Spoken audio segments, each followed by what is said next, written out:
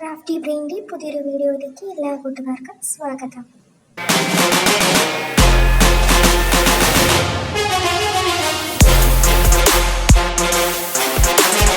June 19 വായനാ ദിനവുമായി ബന്ധപ്പെട്ട് ഉറപ്പായും ചോദിക്കുന്ന ചോദ്യങ്ങളിലേക്ക് കടക്കാം.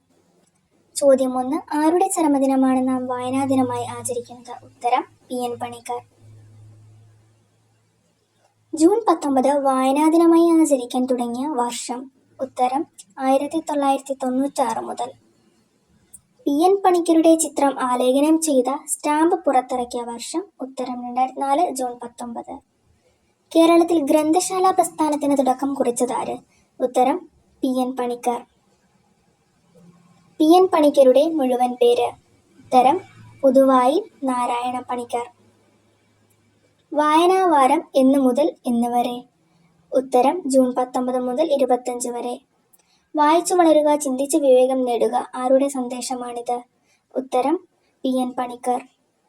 ഏത് വായനശാല ആരംഭിച്ചാണ് അദ്ദേഹം ഗ്രന്ഥശാല പ്രസ്ഥാനം ആരംഭിച്ചത്? ഉത്തരം സനാതനധർമ്മം. PN പണിക്കർ ജനിച്ച സ്ഥലം? ഉത്തരം നീലംപേരൂർ. എഴുത്തച്ഛൻ പുരസ്കാരത്തിന്റെ സമ്മാനത്തുക? ഉത്തരം 5 ലക്ഷം രൂപ.